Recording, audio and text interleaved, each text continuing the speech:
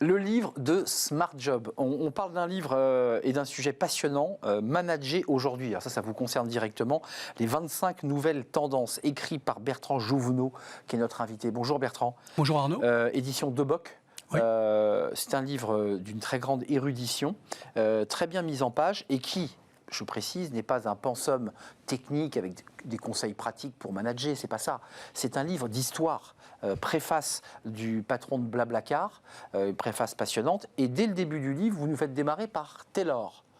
Vous dites 1911, globalement, il théorise, il industrialise l'organisation du travail. Ça démarre de là, le manager ? Oui. Finalement, le manager comme job, comme fonction dans l'entreprise, c'est arrivé effectivement avec le début de l'ère industrielle, avec Taylor qui, le premier, va proposer une approche scientifique, le mot est important, il va amener tout ce qu'on a de rationnel dans l'entreprise et il va l'appliquer aux choses, aux machines, aux matières premières et aux hommes.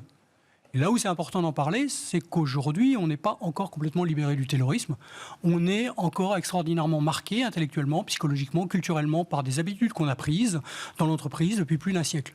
Les silos, l'organisation pyramidale, le modèle très descendant, tout ça est hérité du taylorisme et on a peine à s'en défaire. Il ne faut pas complètement s'en défaire, mais il faut évidemment beaucoup s'en défaire.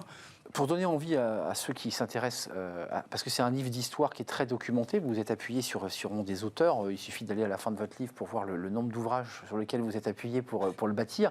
Et puis c'est agrémenté de chiffres. Vous évoquez, page 33, les soft skills. Le chiffre 1, c'est la durée de vie d'une compétence classique en 2025 selon l'OCDE, tandis que nous passerons 10% de notre temps hebdomadaire à apprendre afin de renouveler ou développer nos compétences. Ce qui impacte notre manager, pour faire un grand pas vers aujourd'hui. On a des managers, selon des chiffres Indeed, qui disent que 66% sont trop stressés et 49% ne peuvent plus manager, ne sont plus en mesure de manager. Mais c'est hallucinant le chemin parcouru entre le manager de Taylor qui gérait des chaînes de production pour produire, pour nourrir l'actionnariat et créer de la valeur, et le manager d'aujourd'hui. Oui. Il est perdu, le manager, là. Complètement. Aujourd'hui, il est à l'intérieur d'une entreprise qui elle-même est un écosystème, qui elle-même est un peu perdu et bousculé. Pensez aux entreprises du CAC 40, pensez aux grandes entreprises américaines qui étaient des mastodontes indétrônables il y a encore 20 ans, Kodak, même General Electric. Terminé. On est dans un monde où, finalement, ça va très très très vite. Jack Ma, le patron d'Alibaba, qui est une boîte très intéressante à benchmarker, qui est un peu l'équivalent du Amazon, même si c'est assez différent, mais l'équivalent du Amazon chinois, lui, il a dit, un jour, on rentre dans l'ère des 30-30-30. C'est quoi les 30-30-30 ? C'est-à-dire que dans les 30 prochaines années, des entreprises créées par des gens qui ont moins de 30 ans, qui comptent moins de 30 personnes, vont faire la différence. Il a raison, les Twitter, les Snapchat, c'est des entreprises qui correspondent un peu à ce profil, qui ont complètement bousculé des industries entières. Nous, on est au rencard, quoi, déjà. Tout être humain et toute entreprise, finalement, aujourd'hui, est obligée d'accepter le changement non plus comme occasionnel, mais comme quelque chose de permanent. Il faut être dans la recomposition, dans la réinvention permanente, dans l'autodisruption permanente, ce qui est évidemment épuisant pour un être humain, parce qu'un manager est un être humain. Il a besoin de repères, il a besoin de structure, et là, tout d'un coup, il est sans arrêt déstabilisé. Dans un chapitre, on voit l'évolution, on voit quand même que les managers ont été quand même très très liés à la création de valeur et à l'actionnariat. Je dirais que c'est l'étape du 20e. Et on est entré dans le 21e, dans cette ère de la disruption, puis d'une ère où il doit prendre en compte l'entreprise et le manager, le climat, l'environnement, le social. L'entreprise n'est plus un outil de création de valeur, mais c'est un outil de démocratie qui participe à la vie démocratique et à la transformation du monde. On ne lui en demande pas trop au manager, là, et à l'entreprise ? Il y a un chiffre qui est intéressant à rappeler. Si on prend le PIB des pays du monde entier, bon, il y en a plein qui ont des tout petits PIB, c'est très contrasté. Et si on prend la liste des 100 organisations les plus riches du monde, il y a 60 entreprises dedans. Il y a énormément d'entreprises aujourd'hui qui sont plus riches que certains pays. Donc oui, ce sont des acteurs qui sont extrêmement importants, qui génèrent des externalités. Les entreprises polluent, pas toutes.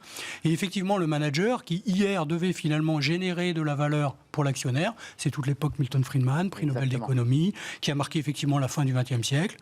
Tout d'un coup, et c'est le chapitre 2, sa mission change. elle ne peut plus uniquement aller vers ça. Elle a d'autres responsabilités, sa mission doit évoluer, sa finalité doit évoluer. Quel impact elle gère, à quoi elle doit servir pour lutter contre la pauvreté dans le monde, etc. Et c'est pas, a priori, ses missions initiales. Elle n'a pas été créée pour ça. Netflix, un mot, parce que vous parlez des tendances du management asiatique, mais Netflix aussi, qui est une boîte incroyable, parce qu'ils vendaient des vidéos. Puis un jour, le patron a réuni tout le monde, et puis qu'est-ce qui s'est passé là, à ce moment-là? Il a réalisé qu'il avait disrupté le marché de la location de vidéos.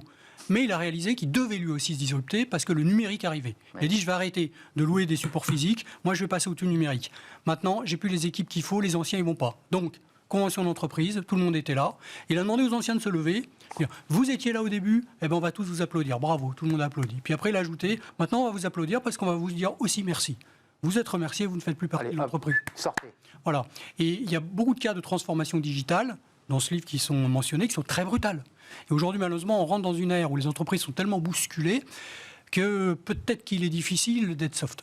Peut-être, malheureusement. Donc vous pensez qu'on rentre, pour conclure, à travers ce livre, je le redis, passionnant, dans une sorte d'ère de la brutalité, parce qu'on vit l'ère de la rupture permanente? Je pense qu'on rentre dans une ère de la brutalité pour deux raisons. Un, parce qu'il y a la rupture permanente, comme vous le dites. Deuxièmement, parce qu'il y a la globalisation et que les entreprises sont de plus en plus en concurrence les unes avec les autres. Quand on est concurrent au niveau régional, c'est un peu comme au foot, on joue en deuxième division. Quand on passe au niveau national, ça devient plus dur. Quand on passe au niveau international et qu'il y a les Américains, il y a les Chinois, les Coréens, qui sont très bons, on voit bien les Samsung dans la téléphonie, etc. Le niveau augmente et oui, après on peut se claquer un tendon, on peut se faire mal, tout le monde n'est pas un sportif de haut niveau.